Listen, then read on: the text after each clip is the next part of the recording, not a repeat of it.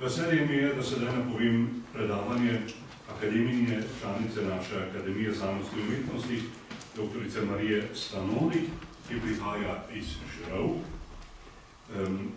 Morda ne bom naštel vseh doktoratov, ki jih gospa doktorica ima.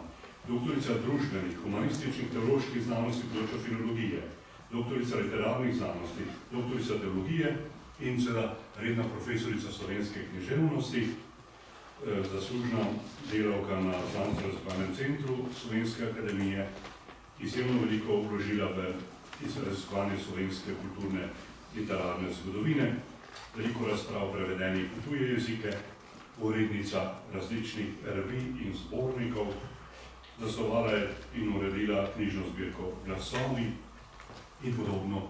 Veliko bi se dalo povedati, ampak potem bi moral biti simpozij skoraj že v njej. Zato samo to za uvod in v letu 2015 je izvoljena za izredno članico Slovenske akademije znanosti in umetnosti, predstavila pa nam bo Kreka v literarni zgodovini, spomin nam v literaturi in sicer v ljudskem spominu. Pa prosim, zaprosim.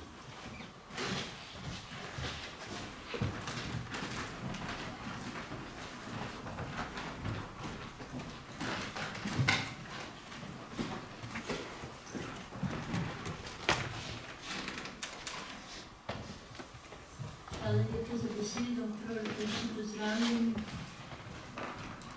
Zelo sem zadovoljna, da lahko kaj rečem Janezu Evangelistu Kreku, ker ga že iz otroštva nekako mu sledim, verjetno pa zasludim Haljerovega koledarja. Moram pa veliko čas moje šole povedati, da smo tudi v srednji ekonomski šoli v Kranju govorili o njem pri politični ekonomiji v 60-ih letih, ko o njem pravzaprav se mi smelo kaj dosti slišati.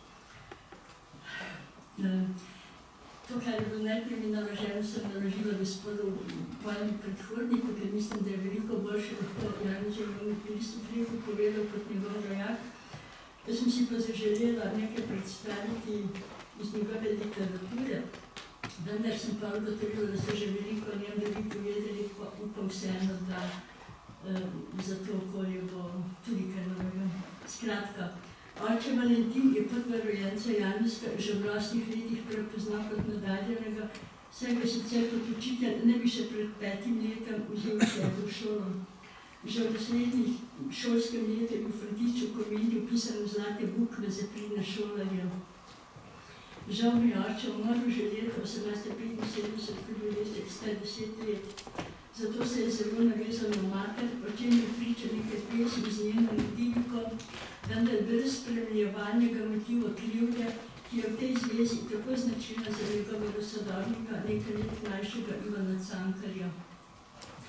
Gimnazijo je le izdeloval, le v slovenščini in nemščini je zaradi imenitnih nalog imel boljše ocene.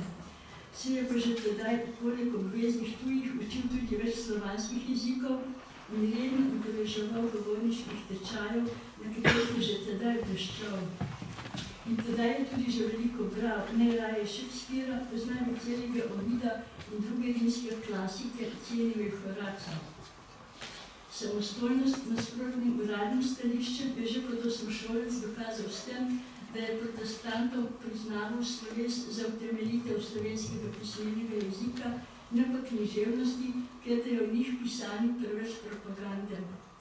Maturo je opravil zadostno oceno, toda spet se je izkazal pri slovenščini s primerjavo prvega in največjega od slovenskih pesnikov. Vodnik mu je stara svetinja, s katero se ponašamo, a je več ne rabimo. Prešeren pa nam ostane na veke zlat vir, kodaj naj se uči vsak pesnik in pisatelj. Krekova očitna naklonjenost besedi je napovedovala smer njegovega študija in menda se je res nameraval upisati na slavistiko. Najbrž zaradi njegove navidezne ležernosti v šoli so mu profesori napovedovali svojo žurnalistično kariero. Žurnalizmu se res ni odrekel, vendar je vse presenetil z odločitvijo, da vstopi v ljubljansko bogoslovje, ki ga je dokončal s samimi odličnimi ocenami. Čeprav je bil še vedno veseljak. Želel je postati župnik v Hribovski župniji, a ga je škof poslal na Dunaj, kjer je leta 1892 doktoriral s temo iz apostola Pavla. Postal je božji berač, kot je sam poimenoval duhovniški poklic v enem svojih prispevkov. O mladostnem zanimanju za slovanske jezike in slovstvo priča najbrž prvič članek o danes tako cenjenem Solovjovu v slovenščini in recenzija poljskega mesečnika Slovanski svet po vpliv Mickiewiczowa Pana Tadeuša v njegovem znamenitem govoru v Dunajskem parlamentu in prevodi čeških pesmi. Naklonjenost do mehke ukrajinske folklore s pesnikom Tarusom Ševčenkom na čelu je prenesel na svoje učence, kar je pustilo živ sled v pesniškem imenu Silvina Srdenka in naslov Župančičeve pesmi Duma. Že v gimnaziji se je učil češčine, hrvaščine, italijanščine in francoščine, v semenišču ruščine, ukrajinščine, poljščine, bolgarščine, angleščine in deloma španščine, vse to seveda poleg nemščine, latinščine in grščine ter starocerkvenoslovanščine in hebrejščine. Na Dunaju se je lotil še arabščine, sirščine in kadejščine in 50 let je med prvo svetovno vojno še madžarščine. To znanje mu je odpiralo pot v svetovno književnost. Rad in veliko je bral. Zelo ga je bolel očitek o kulturni zaostalosti katoliških narodov v primerjavi z nekatoliškimi in da je katoliška inteligencija veliko manj ustvarjalna kot protikatoliška. Filologska žilica mu ni dala miru, da ne bi odkritja glagolskih sledov v Sevški župniji umestil v serijo člankov o glagolici na Slovenskem. Sklepa jih z neverjetno trezno ugotovitvijo, brez najmanjše lokalpatriotske zagledanosti. Navajam. Jezikovno važni niso ti rokopisi, pač pa je znamenito, da se v dolini, ki je imela svoje gospodarje v Bavarskem Freisingu, dve stari glagolski spominiki. Resnici ne škodi nobena stvar bolj, nega jalove podmene, katerim je srce oče, domišljija pa mati. To smemo pač z gotovostjo sklepati, da je imela svoj čas tudi kranjska dežela svoje glagoljaše. Brez dvojbe je glagoljanje dedščina iz časov svetega Cirila in Metoda. Čim več starih spomenikov v tem oziru najdemo v svoji ožji domovini, tem lože nam bo spoznati pota, po kateri smo jo prijeli, ohranjevali in naposled izgubili. Teološka izobrazba, kronana z doktoratom, združena s filološkim nagnjenjem in predanostjo ljudstvu oziroma narodu, je najbolj vplivala, da je po smrti Franceta Lampeta nadaljeval z izdajanjem zgodb Svetega pisma. To podjetje je zahtevalo obilo znanja, študija, truda in spretnega peresa. Kljub temu, da se je Janez Evangelist Grek profesionalni slavistiki morda res zavestno odpovedal, je zadnji dokaz o njegovem zanimanju za žgočo jezikovno problematiko njegovega naroda 13 zgodovinsko predstavljenih člankov o pravicah slovenščine.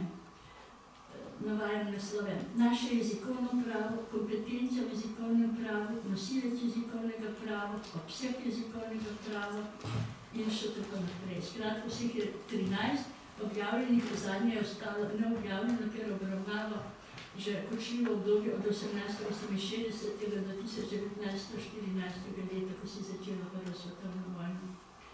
Vendar po Všeničnikovi sodbi Janez Evangelist Grek ni bil za čisto znanost, misli so mu preveč uhajale na polje živega življenja.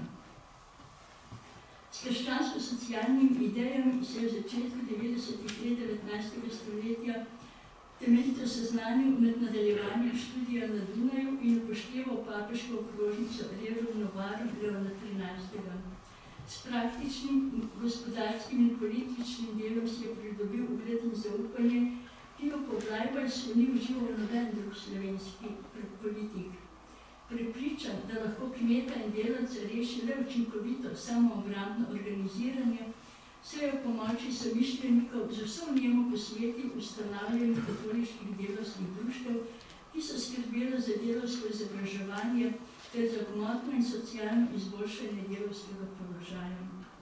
Že leta 1894 je začel po Raiffeisenovem zgledu ustanavljati kmečke zadruge, posojilnice in hranilnice, kar je zavrlo propadanje kmeta, razprodajo kmetij in izseljevanje s podeželja in skupaj s strokovnimi šolami, ki so bile prav tako ustanovljene na Krekovo pobudo, pospešilo posodabljanje slovenskega kmetijstva. To zadnje povzetek iz zadnje zgodovine 3 avtorjev. Literarna dejavnost Janeza Evangelista Kreka.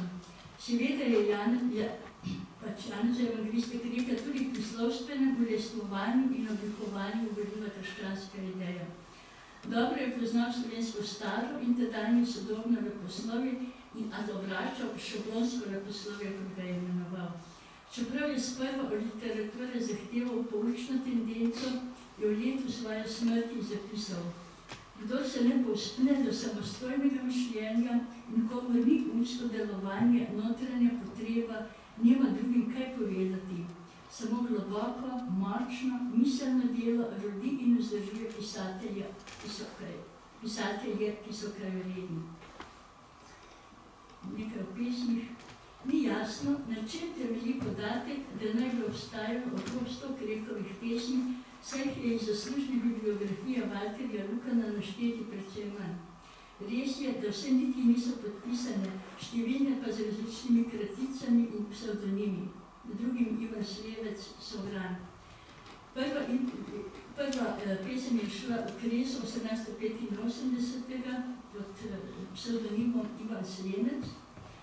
Sledile so objave v Ankarčku, Vrtcu, Kresu, Drobtinica, v Domu in svetu.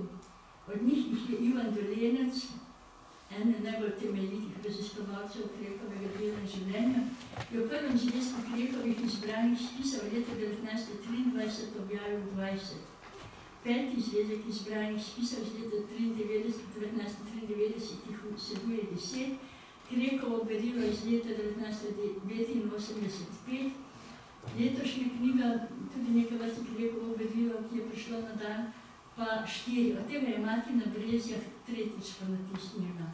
Nekaj jih je objavljenih tudi v dodatku k ponatisu njegovih 3 najboljših dramskih del in sploh prvič pesem Urški, ki jo je urednik Franz Pfeiffer odkril v domačem zasebnem arhivu v Sevcih. Objavljeni prvenci v Domu in svetu in še pozneje v zreli moški dobi pričajo o liričnem navduhu. Selca, Prtovč, Ratitovec in vzbujajo pesniško razpoloženje. Ljubezen do narave in lepote slovenske gorske domovine odsevajo iz pesmi Planinska, Zgorje, Domovini, Alegorija, Pomladi. Marsikak odlomek iz Krekovih političnih govorov priča, kako ljubo mu je šagala in ponarodila narodna pesem.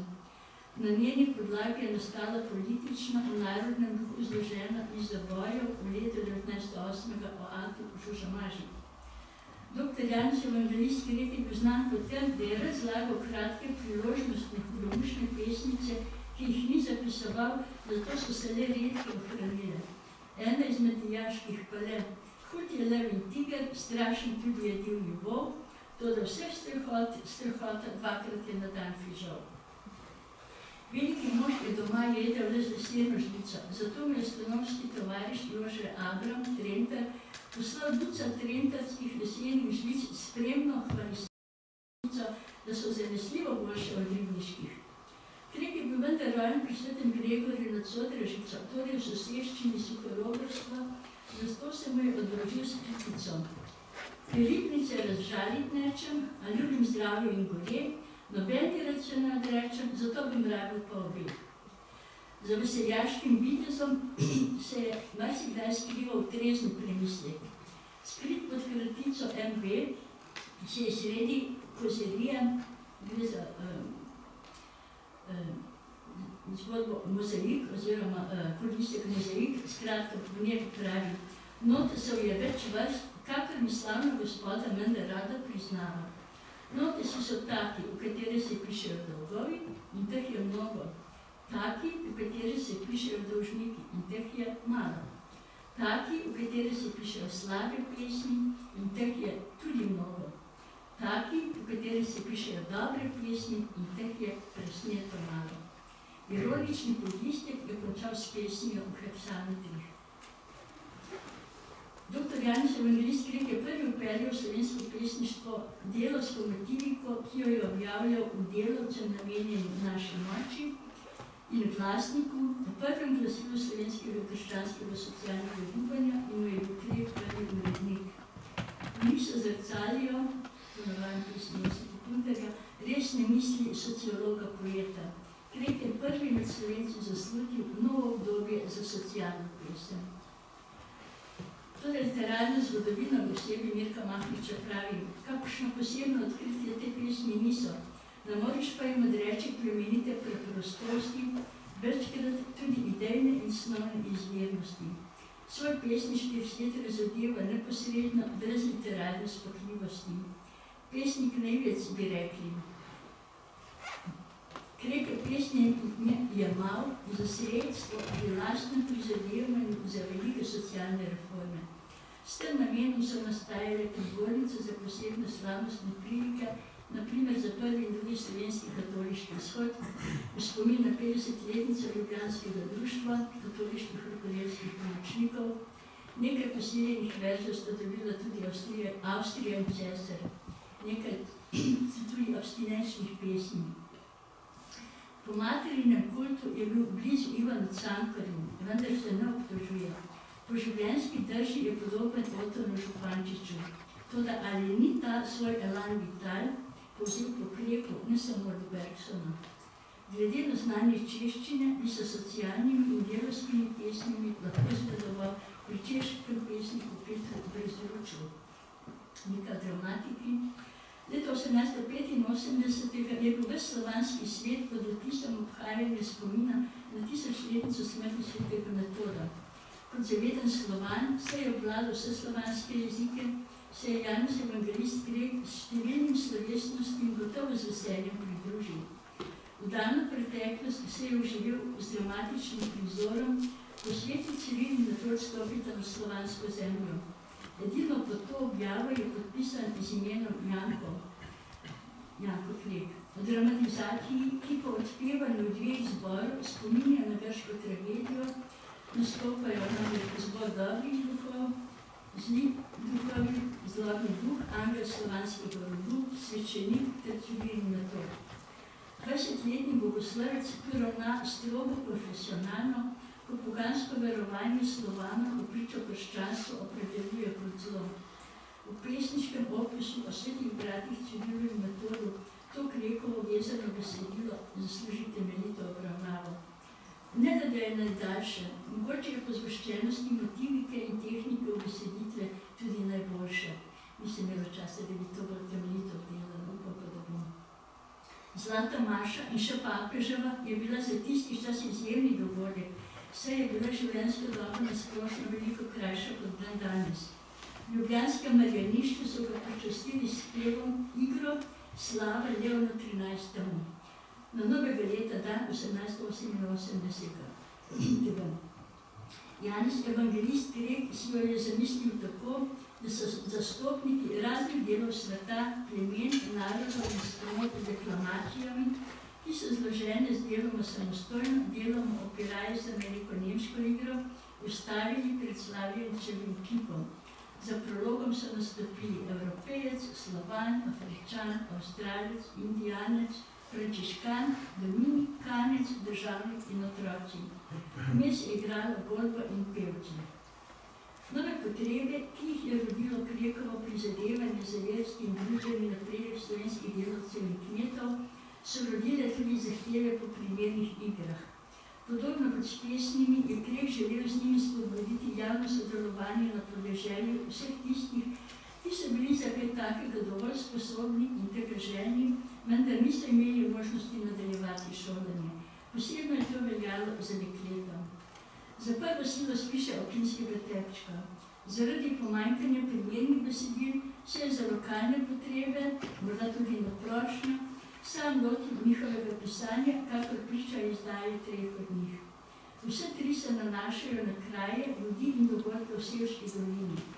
Označujejo jih gorenjsko ozadje, pristni ljudski duh, ter časovne potrebe versko-socialne reforme, značaj oseb dejanja in osnovne misel služijo pouku in zabavi. Turški križ so prvič odigrali na prostem navzočnosti samega avtorja, ki je igro posvetil dolgoletnemu predsedniku branjega društva v Sevcih, Ignaciju Semenu. Njegovo hči Urška, o kateri smo danes že slišali, ker je vem, da je to ona, pa je imela v njej glavno vlogo. Na to se je igralo še večkrat, zadnjič leta 1997 ob obhajanju spomina na 80-letnico Krekove smrti. Drugo, Tri sestri, ki jo ima kritika za najboljšo, so v domačem okolju igrali še večkrat, obe pa krat tudi drugod. Prvi dve igri sta nastali v letih 1908 in 1909 in jo je zbirki ljudskih iger, ki jo je pričela spet pod Krekovim vodstvom izdajati Slovenska krščansko-socialna zveza v Ljubljani leta 1900, v samostojni knjižnici izdalo Katoliško slovensko izobraževalno društvo Sevca leta 1910. Ob 10. obletnici Katoliške Marijine družbe v Dražgošah leta 1913 je Krek zanjo napisal dramo o 3 dejanjih Sveta Lucija. Zakaj to? Zato, ker je bila v Dražgoški cerkvi posvečena Sveti Luciji. Tako sklepam. Na novo so jo na prostem odigrali leta 2007, najbrž v spomin na 20-letnico smrti njihovega slavnega rojaka. Najbrž z istim namenom je letos, leta 2017, gledališče za plotom iz Dražgoš odigralo Krekovega Cigana čarovnika v dveh dejanjih. Poleg omenjenih so primerno znane še o vojski, pravica se je izkazala in še nekaj krajših dveh in še v Neposredno se je za dramatizacijo ljudske pesmi in to je en lep večer z nekdanjega roba Ljubljane, selo Mostja, kar pomeni, da je bila najbrž namenjena delavskemu okolju, to da besedilo ni znano. In na koncu še nekaj besed o prozi. Ivan Devlenec podrobno razčlenjuje 8 Krekovih prispevkov v dijaškem popisnem listu Domača vaja, mladostne objave v vrtcu in celo šolske naloge iz slovenščine v 8. razredu gimnazije, kjer pričajo o njegovi samostojnosti nasproti šolskim razlagam predelane snovi. V nadaljevanju predstavlja Krekovo slovstveno dejavnost v Civilskem društvu v Ljubljanskem poslovju. Po njegovi skrbni evidenci je iz obdobja od 1884 do 1888 znanih nad 50 Krekovih bibliografskih enot, literarne narave ali odzivov na sodobno aktualna dogajanja ali prevodja. To je bila vsekakor odlična vaja za bodočega javnega delavca, ljudskega tribuna in politika. Najboljši dotedanji poznavalec Krekovega pisanja, Ivan Dolenc, je izsledil tudi njegov odgovor na satiro 4000, s katero je Tavčar v Ljubljanskem zvonu leta 1891 smešil Antona Mahniča in njegove. Skrit pod kratico MB me je Krek odgovarjal v enakem tonu Slovencu, v nadaljevanjih Budvijski mozaik, v katerem sta prišli do izraza njegovih humoristična in tudi bojevita narava. V njem se pojavi tudi pridevnik, zaradi katere je Župančič zaslovel z Rožo čudotvorno. Krek po pridevniku porabi ironično, češ da Mirakar žalba ali Mahnič žalba na jeziku vpliva zlasti pri agitatorjih čudotvorno. To se pravi velik kontrastni pomeni. Za razumevanje Krekovega poznejšega socialnega delovanja je najpomembnejša njegova socialna povest iz nove dobe. Umetniške vrednosti nima, pisal jo je sproti, improvizirano, pravi Josip Punter, pa jo je zelo natančno razčlenil. Pač pa je vredna pozornosti zaradi nove vsebine, ker slika dunajske socialne razmere v obdobju od leta 1870 naprej. Čas je tudi nekako v tem času Cankar živel na Dunaju, tukaj bi se dalo marsikaj nadskupnega med njima s Krekom. V njej mladi bodoči socialni reformator tematizira opažanje iz časa, ki ga je preživel na Dunaju. Iz vsega je razvidno, da doktor Krekova socialna povest iz nove dobe, zdaj navajam Punterja. Pravzaprav, da je ta socialna povest v leposlovno obliko prelita teorija o socialni krizi in preuredbi novodobne družbe. Ni se odsvita njegova kritika liberalno-kapitalistične in z njo zvezane socialistične družbe, hkrati pa tudi že naznačita lastne reformne ideje v smeri sodobnega mladega krščanskega socializma. Vsa povest priča temeljito poznavanje osnovnih idej moderne družbe in njenih razmer ter globok študij socialnih teorij in pot, ki mora nujno voditi v propast, ako ne krene voz v smer, kjer je obilo Božjega blagoslova in z njim obilo srčne in materialne sreče. Iz tega vidimo, da je ta povest cel evangelij nove dobe, ki jo naznanijo Božji naši domovini. Z letom 1894 se namreč prične praktično poslanstvo dr. Kreka nad slovenskim proletariatom. In to treba tu posebej upozoriti, da se ve potem prav ceniti vse poznejše njegovo socialno delo, pisano in nezapisano. Več pa upam, da objavim. Hvala lepa.